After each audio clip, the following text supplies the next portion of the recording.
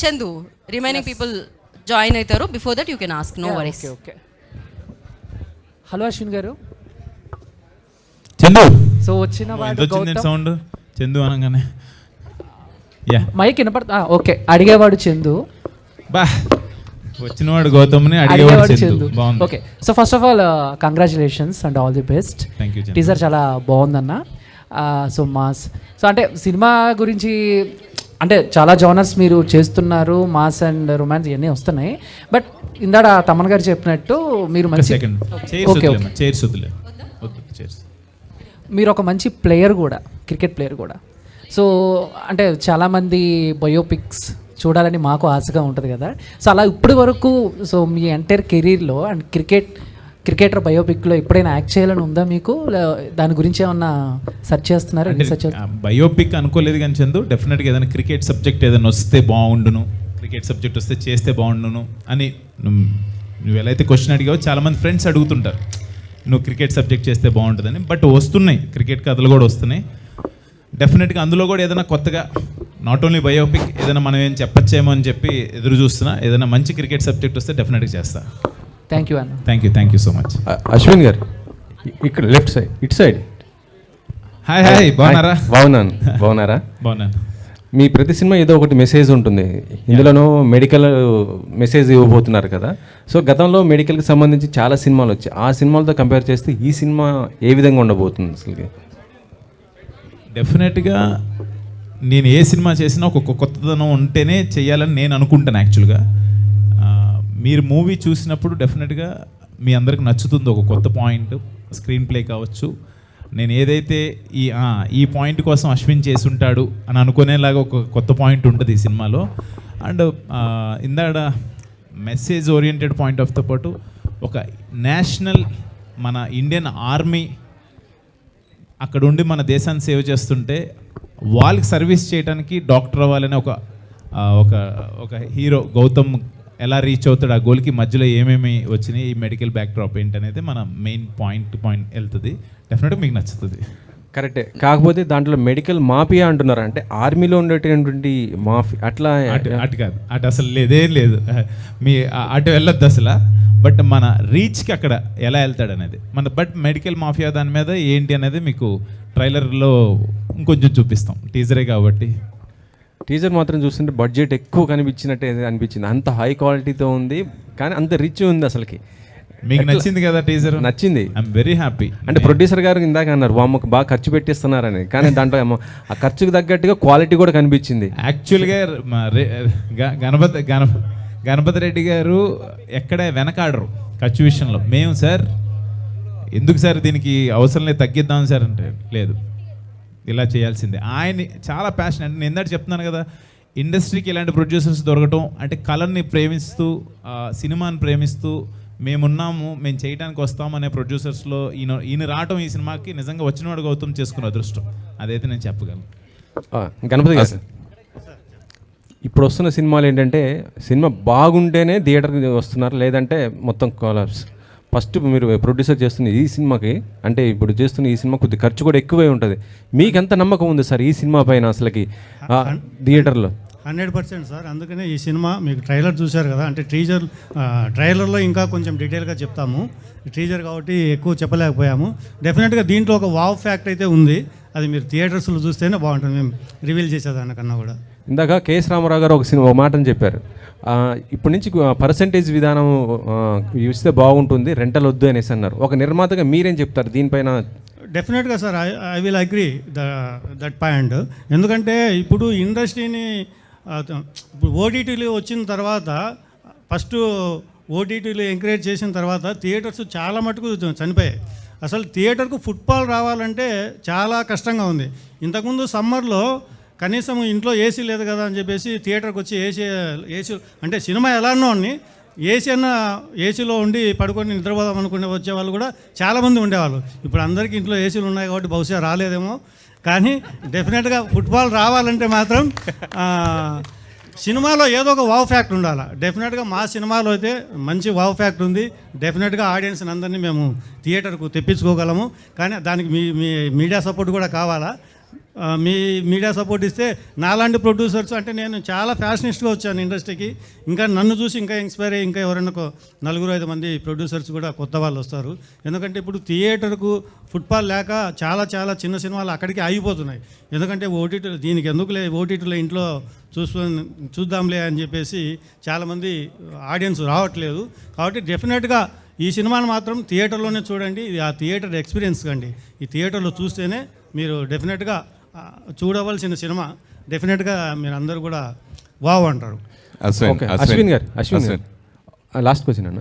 అశ్విన్ అన్న, ఇక్కడే ఏ హీరో అయినా సరే సినిమా రిలీజ్ చేసుకోవడానికి హాలిడేస్ అయ్యని చూసుకుంటుంటారు. మన సినిమాలు ఎప్పుడైనా అంతే ఉంటుంది. కానీ ఈసారి సమ్మర్ మొత్తం కూడా వేస్ట్ చేసుకున్న పరిస్థితి ఉంది. సో మీరేమనుకుంటున్నారు ఈ సమ్మర్ గురించి? అసలుకి దాంతోపాటు ఈ సమ్మర్లోనే మీరు ఈ సినిమా రిలీజ్ చేసుకుంటారా, లేకపోతే టైం ఉందా మీ సినిమాకి? యాక్చువల్గా అంటే మేము జూలైలో వద్దాం అనుకుంటున్నాము. అంటే మేము సమ్మర్ అనే పాయింట్ ఆఫ్ వ్యూలో ఇప్పుడున్న టైంలో సమ్మరు రైనీ సీజన్ అనే సినిమా బాగుంటే ఎప్పుడన్నా వస్తారనే మన బ్యూటిఫుల్ ఆడియన్స్ ఎప్పుడు ఉన్నారు. బట్ డెఫినెట్గా నేను యాక్చువల్గా సమ్మర్లో పెద్ద సినిమాలు ఉన్నాయని అనుకుంటున్నాను. రేపు బైరోమ్ రిలీజ్ అవుతుంది May 30th. ఇంకా తర్వాత ఏమున్నాయో కూడా మేము ఈ సినిమాలో ఉండి అది పట్టించుకోలేదు. బట్ సినిమా బాగుంటే ఎప్పుడన్నా మన ప్రేక్షకులు ఆదరిస్తారని అయితే నేను అనుకుంటున్నాను. అంటే ప్రేక్షకులు ఖాళీగా ఉండాలి కదా. సమ్మర్ అయితే కొద్దిగా హాలిడేస్ ఇవన్నీ వెకేషన్స్కి వెళ్ళొచ్చి చూస్తారులే, అలా అనుకుందాం కనీసం. అశ్విన్ అన్నా చెప్పండి, బాగున్నారా? బాగున్నా. నిజంగా టీజర్ అద్భుతంగా ఉంది. Sounding wonderful. అసలు చాలా మేకింగ్ ఏంటి, సౌండింగ్ ఏంటి, చాలా చాలా బాగుంది. అయితే మీరు చేసిన ఇంతకుముందు సినిమాలతో పోలిస్తే ఉంటే అంటే కంటెంట్ ఒక థ్రిల్లర్ జోన్లో, హారర్ జోన్లో చేస్తూ, అయితే దీంట్లో థ్రిల్లర్ ఉన్నా కానీ మిమ్మల్ని మాస్ హీరోగా ఈ సినిమా ప్రొజెక్ట్ చేసే విధంగా కనిపించింది. సో దాని గురించి ఏం చెప్తారు? అంటే మనం అనుకుంటే చేయలేమన్నా. అంటే డెఫినెట్గా మనం ఈ జోనర్ చేద్దాం లేకపోతే ఈ జనర్ చేద్దాం అని అనుకుంటే మనం చేయలేం. అది మనకు రావాలి. నిజంగా వచ్చినవాడు గౌతమ్ టైటిల్ దగ్గర నుంచే ఆ సౌండింగ్ కావచ్చు, చిన్న కమర్షియల్గా టీజర్ మేము అనుకునేది అలా ముడి పెట్టుకుంటూ రావటం, లాస్ట్లో మంచు మనోజ్ అన్న వాయిస్ ఓవర్ పట్టడం, చివరిలో వచ్చినవాడు గౌతమ్ అని ఆయన నోడుతూ అంటాం, ఆ ఎలివేషన్ రావడం, అదంతా నేను అదృష్టంగా భావిస్తున్నా. నిజంగా కొన్ని మనం అనుకున్నా చేయలేం. ఇది ఈ సినిమాకి అలా కుదిరింది. We are all happy about that. అంటే ఈ దర్శకుడు కృష్ణ గారికి మీరు ఏ నమ్మకంతో దీనికి బాధ్యతలు అప్పచెప్పారండి? కృష్ణ, నా డైరెక్టర్ కృష్ణ గారు నా దగ్గరకు ఈ పాయింట్ తీసుకురాగానే నేను కథ చాలా ఇంట్రెస్టింగ్గా ఉంటుంది. నాకు ఆ కథ నచ్చే వెంటనే యాక్సెప్ట్ చేయడం జరిగింది. నాకు యాక్చువల్గా వేరే కథ చెప్పడానికి వచ్చారు ఆయన. ఆ కథ చెప్తూ ఈ పాయింట్ చెప్పారు, ఇది బాగుంది కదా, ఇది చేద్దామని చెప్పాను. నన్ను ఈయన చెప్పినట్టుగానే వేరే విషయం మీద కలిశానండి. కలిసిన తర్వాత ఒక 15 నిమిషాలు ఈ పాయింట్ చెప్పాను. నేను అంతా వదిలేసి ఈ కథ మొత్తం రేపు చెప్పన్నారు. నెక్స్ట్ డే మార్నింగ్ నేనేం ప్రిపేర్ అవ్వలేదు, నేను వచ్చిన పని వేరు కదా అంటే నైట్ ఏం చేస్తావు రేపు మార్నింగ్ ప్రిపేర్ అయ్యి చెప్పన్నారు. నెక్స్ట్ డే మార్నింగ్ ఓంకార్ సార్కి ఈయన వీళ్ళ టీం అంతా విన్నారు. ఆ రోజు ఇమ్మీడియట్గా ఫైనల్ చేశారండి. అక్కడ నుంచి మొదలై జర్నీ ఇప్పుడు ఇక్కడ దాకా వచ్చింది. అంటే అన్నయ్య ఓకే చేస్తే కానీ సినిమా చేయవా? No team. ఏ అన్నయ్య? సురేష్ కుండేట్ గారండి. ఏ అన్న? ఓకార్ అన్న.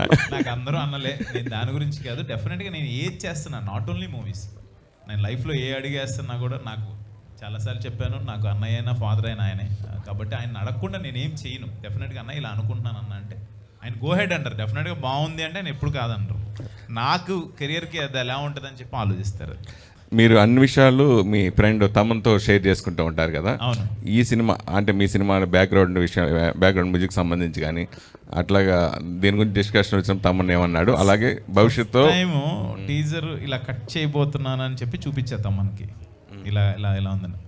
నేను తన ఎక్స్ప్రెషన్ ఏమొస్తుందని నాకు ఉంటుంది కదా. తను ఏం చెప్తాడంటే, తను అన్నిసార్లు చూసి ఇక్కడ అదే చెప్తున్నాడు. చూడంగానే ఫస్ట్ తను చూడంగానే అదిరిపోయిందిరా, ఎంత ఖర్చు పెట్టారు, ఇంత బాగుంది, చాలా బాగుందిరా అనగానే అప్పుడే ఆర్ఆర్ అవుతుంది. ఆర్ఆర్ చూపించగానే ఆర్ఆర్ వర్షన్ కూడా చాలా బాగుంది. ఎందుకంటే తను స్పెషలిస్ట్, అందులో పెద్ద మ్యూజిక్ డైరెక్టర్, తనకు అన్నీ తెలుసు కదా. నేను ఏదున్నా కూడా ఏ మూవీని చూపిస్తుంటా, అసలు ఎక్కడ కూడా ఏదో కూడా చాలా బాగుంది, ఏదన్నా ఎప్పుడు ఏ అవసరం ఉన్నా కూడా వచ్చి మన స్టూడియో వాడుకోమంటాడు. ఆ సపోర్ట్ నాకు ఎప్పుడు ఉంటుంది. మీ ఇద్దరు కాంబినేషన్ సినిమా ఎప్పుడు చేసేద్దాం? రాజుగారి గది 4 చేసేద్దాం. రాజుగారి గది 4 అంటే జరుగుతున్నాయి. రాజుగారి గది 4 చేద్దామని ప్లాన్.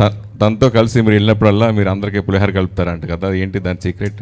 పులిహార తింటాం మేము, కలపమన్నా తింటాం పులిహార. గుడికి వెళ్తాం కదా, ప్రసాదం ఇస్తారు పులిహార, అక్కడ తింటాం అనమాట. గణపతి రెడ్డి గారు, మీరు గత సినిమాతో పోలిస్తే కనుక ఆ సినిమా మేకింగ్ వేరు, ఆ సినిమా బడ్జెట్ వేరు, ఈ సినిమా బడ్జెట్ వేరు, ఈ సినిమా వేరు. సో ఇప్పుడు మారిపోయింది మొత్తం అంతా. ఇప్పుడు ఇందాక కేఎస్ రామారావు గారు మాట్లాడి ఇవన్నీ ఉన్నాయి కాబట్టి, సో మీరు ఏ కాన్ఫిడెంట్తో ఎంత ఖర్చు పెట్టాల్సి వచ్చింది అంటే? అంటే నేను ఫస్ట్ తీసిన సినిమాలో కొంచెం కాస్టింగ్ తక్కువ ఉందనే ఉద్దేశంతోనే ఈ సినిమాలో అయితే చాలామంది క్యాస్ట్ అండ్ క్రూని పెట్టాము. అలాగే అశ్విన్ బాబు గారు అనగానే అశ్విన్ బాబు గారు హిడింబాతో ఆడియన్స్ అందరూ ఆయన యాక్షన్ యాక్సెప్ట్ చేశారు. సో దాన్ని మేము కంటిన్యూ చేయాలంటే దాన్ని మించి ఇంకా ఏమన్నా చేయాలని చెప్పేసి యాక్షన్ సీక్వెన్స్ని కూడా చాలా బాగా దాంట్లో కోసం ఖర్చు పెట్టాము. అంటే ఇప్పుడు మీరు చూశారు కదా, వచ్చినవాడు గౌతమ్ అంటే సాఫ్టే ఉన్నాడు, కానీ మీరు అక్కడ చూడండి మాస్ ఎంట్రీ ఉంటుంది, మాస్ ఫైట్స్ కానీ. సో దానికోసం నేను కొంచెం ఎక్కువ బడ్జెట్ పెట్టాల్సి వచ్చింది. గణపతి అశ్విన్ అన్న, this is Praja Vani from tag Telugu. Sir OTT అంటున్నారు ఇందాక కూడా సార్. కక్కుర్తిగా ఇంట్లో కూర్చోకుండా ఓటీటీలో చూడకుండా థియేటర్స్కి రండి అన్నారు. యాక్చువల్లీ కక్కుర్తి కాదండి, సగటు ప్రేక్షకుడు ఫ్యామిలీతో వచ్చి చూడాలని హ్యాపీగా ఫీల్ అవ్వాలని అనుకుంటాడు. బట్ ఎందుకు రావడం లేదు అనేది మీకు తెలుసు, మాకు తెలుసు. లేదు మేడం, అంటే ఫస్ట్ ఆఫ్ ఆల్ ఏమనుకున్నాం అంటే ఓటీటీ వచ్చి చిన్న సినిమాలకు చాలా హెల్ప్ అయింది అనుకున్నాం. ఎందుకంటే వాళ్ళు ఓటీటీ వాళ్ళు మనకు ఇక్కడ థియేటర్లో డబ్బులు రాకపోయినా అక్కడ ఎంతో కొంత ప్రైజ్ వస్తుంది, ఓకే అనుకున్నాం. కానీ అవి వచ్చిన తర్వాత ఏమైందంటే ఆడియన్స్ అంతా మొత్తం థియేటర్స్ మానేసి ప్రతి ఒక్కరికి ఇంట్లో హోమ్ థియేటర్ ఉంది, ప్రతి ఒక్కరు హ్యాపీగా మనకు నచ్చిన టైంలో, అంటే ఫస్ట్ ఆఫ్ ఆల్ వాళ్ళకు ఆ టైమింగ్స్ వాళ్ళకు నచ్చిన టైంలో చూడొచ్చు కదా అనే ఉద్దేశంతో ఎందుకు ఒక 10 days ఆగితే, ఒక 15 days ఆగితే ఓటీటీలో మన ఇంట్లోనే మన టీవీలో చూస్తాం కదా అని అనుకుంటున్నారు. సో దానివల్ల ఫస్ట్ ఆఫ్ ఆల్ ఏమవుతుందంటే ఆ థియేటర్కే ఆడియన్స్ రానప్పుడు మేము మళ్ళీ నెక్స్ట్ సినిమా చేయాలన్నా కూడా థియేటర్లో ఆడిన తర్వాత మళ్ళీ సరదాగా హ్యాపీగా ఇంట్లో చూసుకునే దానికి ఓటీటీ బాగుంటుందని నా అభిప్రాయం. అశ్విన్ గారు టీజర్లో 2 చూసాం. ఒక సిటీని చూపించారు, ఒక ఊర్లో ఒక హాస్పిటల్ని చూపించారు. ఏంటి ఆ రెండింటి కనెక్షన్? మీకు ఇంట్రెస్ట్ అనిపించింది అది? యా, థ్యాంక్ యూ అండి. డెఫినెట్గా అది ఇప్పుడు చెప్పేస్తే బాగోదని, డెఫినెట్గా స్టోరీ ట్రావెల్ అది. టీజర్లో ఒక ఇంట్రెస్టింగ్ ఎలాగా ఏంటి అనేది చెప్పి కట్ చేసాం. అది ట్రైలర్లో ఆర్ మూవీలో మీకు అర్థమయ్యేలా చెప్తాం డెఫినెట్గా. టీజర్ అయితే ఎక్సలెంట్ అండి. All the best to the to. Thank you. Ashwin అన్న, గుడ్ మార్నింగ్ అన్న. Double good morning. సో మీ దగ్గర నుంచి హీరో వైజ్గా అంటే ఒక యాక్టర్ వైజ్గా షేడ్స్ చూసామంటే గ్రే షేడ్స్ చూసాం అండ్ కంప్లీట్గా ఒక గుడ్ క్యారెక్టర్స్ చూసాం. బట్ ఇందాక మీరు చెప్తూ కంప్లీట్గా ఇది ఒక డిఫరెంట్ జానర్ అని, కానీ ఈ టీజర్లో మేము చూస్తే కంప్లీట్గా ఒక కమర్షియల్ హీరో ఎలిమెంట్స్ అనేవి కనిపించాయి. So what we can expect after watching the film అంటే? మీరు ఏమేమైతే అన్నీ ఎక్స్పెక్ట్ చేస్తారో అవన్నీ ఉంటే దానికి కంప్లీట్ ఫిలిం ఉంటుంది. దాంతోపాటు ఒక చిన్న వావ్ ఉంటుంది కదా, ఆ వావ్ ఫ్యాక్టర్స్ ఉంటాయి. అండ్ సెకండ్ క్వశ్చన్ వచ్చేసి తమన్ గారితో మీరు క్రికెట్ ఆడిన తర్వాత జ్యూస్ సెంటర్ షాప్ ఏంటన్నా? నువ్వు కూడా తాగుతావా? నువ్వు ఏ జ్యూస్ తాగుతావు చెప్పు, ఈసారి చెప్తా. అశ్విన్ అన్న జ్యూస్ వాడి దగ్గరికి వస్తుంది, జ్యూస్ షాప్కి వెళ్ళదు, జ్యూస్ వాడి దగ్గరికి వస్తుంది, ఆరెంజ్ జ్యూస్. కృష్ణ గారు సార్, అంటే అల్లూరి సీతారామరాజు అంటే పాలి అనే గ్రామాన్ని మీకు తెలిసి ఉంటుంది, కలేజ స్టోరీ. సో అలా వెళ్ళి కాపాడినట్టు దీంట్లో సంగీవలస అనే గ్రామాన్ని గౌతమ్ కాపాడతాడా? అదే కాన్సెప్ట్ ఇందులో సంగీవలస అనే కదండి, కొడైకెనాల్ ఇలాంటి ప్లేసెస్లో కూడా షూటింగ్ స్టోరీ రిక్వైర్మెంట్ పెట్టి చేసాము. అది స్టోరీ టెల్లింగ్లో వస్తుందండి. ఒక డాక్టర్గా తన జర్నీ మొదలైనప్పుడు ఎదురుపడే సందర్భాలు బట్టి వెళ్తూ ఉంటుందండి. అది ఇది చాలా చాలా రౌండప్ అయి ఉంటుంది, చాలా వేరే వేరే సందర్భాల్లో వేరే వేరే డైమెన్షన్స్లో తిరుగుతుందండి. నువ్వు చెప్పిన పాయింట్ కథ బాగుంది, ఒకసారి చెప్తాను. అది బాగుంది, అది కూడా బాగుంది, విందాం. ఓకే సార్, డైరెక్టర్ కల్పింగ్ పులిహార సార్. ఇప్పుడు నార్మల్గా ట్రైలర్లో చూసుకుంటే, అదే టీజర్లో చూసుకుంటే ఎక్కువ మెడికల్ ఆస్పెక్ట్స్ ఉన్నాయి. దాని గురించి ఏ టైప్ ఆఫ్ రీసెర్చ్ చేశారు ఏంటి? బ్యాక్డ్రాప్ అదండి, మెడికల్ బ్యాక్డ్రాప్ అండి. ఓకే అన్న. అశ్విన్ అన్న, అంటే ఇప్పుడు నార్మల్గా ఇప్పుడు టీజర్ చూసుకుంటే మెడికల్ ఉంది, నెక్స్ట్ యాక్షన్ ఉంది, నెక్స్ట్ మిస్టరీ ఉందన్న. ఈ మూడింటిని ఒకేసారి ఎలా బ్యాలెన్స్ చేయగలిగారు? ఫస్ట్ అది డైరెక్టర్ క్రెడిట్. అది యాక్చువల్గా అలాంటి పాయింట్ తీసుకొచ్చారు కాబట్టి ఇమ్మీడియట్ గా యాక్సెప్ట్ చేశారు.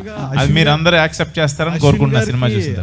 అశ్విన్ అంటేనే ఒక విషయం ఉంది, ఆయన ఒక కథను ఓకే చేశారు అంటే ఏదో ఉంటేనే అని. సో మీరు అడిగిన క్వశ్చన్ అన్నింటికి ఆన్సర్ సినిమాలో ఉంటుంది. అలా ఉంది కాబట్టి ఈయన ఓకే చేశారు. అశ్విన్ అన్న, హాయ్ హాయ్. ఆయన సో మీ ప్రీవియస్ ఫిలిమ్స్ 2 ఫిల్మ్స్ చూసుకుంటే హిడింబాలో ఒక డిఫరెంట్ కాన్సెప్ట్ని తీసుకొచ్చారు. సేమ్ శివం బజ్జీలో కూడా ఒక డిఫరెంట్ కాన్సెప్ట్ తీసుకొచ్చారు. బట్ ఇందులో మెడికో బ్యాక్డ్రాప్ అంటున్నారు, చాలా వచ్చే దాని మీద. What is the different aspect that you're going to show in the film? అంటే నాకు చెప్పేయాలని ఉంది కదా ఇప్పుడే, కానీ చెప్పేస్తే ఎలాగని చెప్పి ఆగిపోతున్నాను లోపల. ఎందుకంటే కదా సార్, సినిమాలో డెఫినెట్గా ఎస్ క్రైమ్ థ్రిల్లర్స్ అయినా ఇప్పుడు హిట్ కావచ్చు, లేకపోతే క్రైమ్ థ్రిల్లర్స్ కావచ్చు, చాలా సినిమాలు ఉంటాయి. మెడికల్ బ్యాక్డ్రాప్లో వచ్చే థ్రిల్లర్స్ ఒక డిఫరెంట్ ఉంటాయి. బట్ ఇందులో నేను యాక్సెప్ట్ చేయడానికి ఏంటి, నన్ను మెస్మరైజ్ చేసిన పాయింట్ ఏంటి, నేను ఎప్పుడు అంటుంటాను ఏ సినిమా చేసినా ఒక చిన్న కొత్తదనం అనుకుంటూ ఉంటాను. ఆ కొత్తదనం ఇందులో నాకు కనిపించింది. అది నేను చెప్పేస్తే మళ్ళీ మీకు అది ఆ థ్రిల్ పోద్దని నేను చెప్పలేకపోతున్నాను. డెఫినెట్గా మిమ్మల్ని వావ్ ఫ్యాక్టర్కి అయితే తీసుకెళ్తుంది అది. విల్ ఇట్ బి అంటే ప్రీ క్లైమాక్స్ నుంచి క్లైమాక్స్ వరకు అది ట్రావెల్ అవుతుందా? How it will be? Pre interval నుంచే స్టార్ట్ అయిపోద్ది. అశ్విన్ అన్న Yeah, బాగున్నా? last question. అన్న మీరు ఇందాక చెప్తే వావ్ ఫ్యాక్టర్ అన్నారు కదా, అదేమన్నా రొమాంటిక్ యాంగిల్ ఏమన్నా? నీ కోసం ఒక రొమాంటిక్ సినిమా చేస్తా తమ్ముడు, డెఫినెట్గా చేస్తాను. మంచి రొమాంటిక్ సినిమా ఒక గంట సేపు చేస్తా నీకోసం. టీజర్ చాలా బాగుందన్న, థ్యాంక్ యూ. కంగ్రాచులేషన్స్. మీకు నచ్చితే చాలు. Thank you. Thank you so much, and once again thank you media for your questions. One And last question. Last question. Ashwin garu. Hi Suman కాదు, hi Suman. Pavan from Suman TV. చెప్పు అన్న, అంటే action అనగానే హిడింబా బాగా గుర్తొచ్చుద్ది. మీ character wise చూసుకుంటే హిడింబాని బీట్ చేసేలా ఉంటుందా దీంట్లో యాక్షన్? డెఫినెట్గా ఉంటుంది. మంచి మంచి యాక్షన్ సీక్వెన్సెస్ కుదిరినాయి. అండ్ రామకృష్ణ మాస్టర్ కావచ్చు, అండ్ డిజైన్ చేసిన విధానం పృథ్వీ కావచ్చు. డిజైనింగ్ అంటే యాక్షన్ పార్ట్ వరకు చూసుకున్నా, యాక్షన్లోకి వెళ్ళే సీక్వెన్సెస్కి ముందు సీక్వెన్సెస్ చూసినా డెఫినెట్గా ఆడియన్స్ని ఎంటర్టైన్ చేస్తుంది. ఆ నమ్మకం నాకు ఉంది. ఓకే అన్న, thank you so much. Thank you media for your questions. And teaser నిజంగా అమేజింగ్గా ఉంది కృష్ణ గారు. నాకు కేజీఎఫ్ ఇలా biggest films, biggest blockbusters గుర్తొచ్చాయి. అశ్విన్ గారు, గీతా భగత్ గారి గురించి చెప్పలేదు నేను. అయ్యో పర్లేదు. ఇప్పుడు ఏ సినిమా నా సినిమా ప్రతి ఫస్ట్ టీజర్ మీ చేతుల మీదుగానే నాకు ఎప్పుడు జరుగుతుంది.